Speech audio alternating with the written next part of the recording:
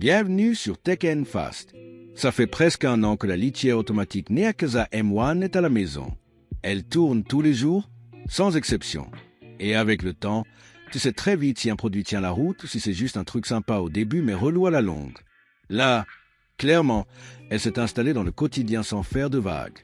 Au début, forcément, tu fais attention. Tu regardes comment ça démarre, comment le chat réagit. Tu écoutes le bruit, tu vérifies si tout se passe bien. Et puis au bout de quelques semaines, tu réalises un truc simple. Tu n'y penses plus. Et pour moi, c'est souvent le meilleur signe. Dans la vraie vie, le fonctionnement est basique, et c'est justement ce qui fait que ça marche bien.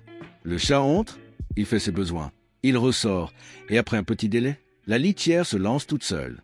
À l'intérieur, ça tourne doucement, ça trie, et tout ce qui est sale part dans un bac fermé. La litière propre reste en place, prête pour le prochain passage. Tu n'as pas besoin d'intervenir, tu n'as pas besoin de vérifier à chaque fois, et surtout tu n'as pas besoin de nettoyer matin et soir. Et ça, sur la durée, c'est un vrai soulagement. Ce qui m'a marqué avec le temps, c'est la régularité.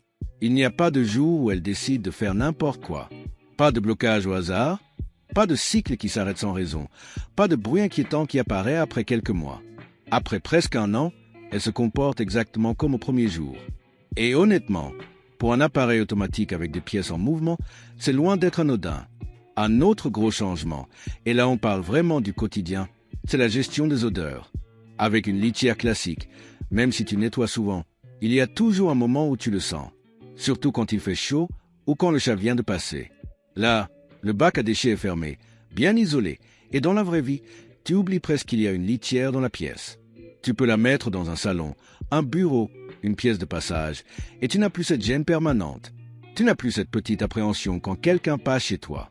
Et franchement, ça change beaucoup de choses. Il y a aussi le temps que tu gagnes. Et ça, tu t'en rends compte petit à petit.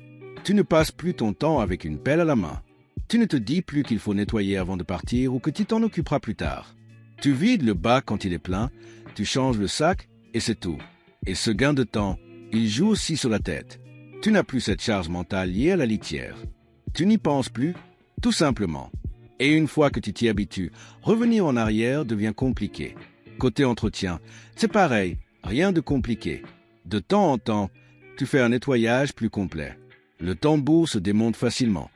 Tout est accessible, tu ne te bats pas avec des pièces impossibles à retirer. Les matériaux tiennent bien. Après presque un an, rien ne s'est fissuré, rien ne s'est déformé, rien ne fait fragile ou cheap. On sent que ce n'est pas un produit jetable. Pour le chat, aucun souci non plus. Les capteurs font bien leur travail. Tant que le chat est dedans, rien ne démarre. Même s'il est curieux, même s'il regarde, même s'il revient voir, la machine ne se lance pas. Sur toute la durée d'utilisation, jamais eu un moment stressant ou une situation bizarre. Et ça, quand tu laisses un appareil automatique gérer un truc aussi sensible, c'est super important. Un point que j'utilise finalement plus que je ne l'aurais cru, c'est l'application. Elle n'est pas là pour faire joli. Elle te permet surtout de garder un œil sur la litière sans te lever. Tu vois quand le bac à déchets commence à se remplir, tu peux suivre les cycles, vérifier que tout fonctionne normalement. Ce que j'aime bien, c'est qu'elle ne t'agresse pas avec des notifications inutiles. Elle te prévient quand il faut agir et elle te laisse tranquille le reste du temps. Tu peux ajuster quelques réglages, mais tout reste simple. Pas besoin d'y passer du temps tous les jours. Dans la vraie vie, cette litière est utile dans énormément de situations. Si tu travailles beaucoup et que tu n'es pas souvent à la maison, tu sais que la litière reste propre. Si tu pars quelques jours, tu pars plus serein, sans cette peur de rentrer et de tomber sur un bac sale. Si tu as plusieurs chats, le confort est encore plus flagrant, parce que la litière se nettoie en continu. Si tu vis en appartement, la réduction des odeurs fait une vraie différence. Si tu es sensible à la poussière, tu manipules beaucoup moins la litière au quotidien. Maintenant, soyons honnêtes, il y a aussi des limites et il faut en parler. La première, c'est la place. La Neakaza M1 n'est pas petite. Ce n'est pas une litière qu'on glisse dans un coin sans réfléchir.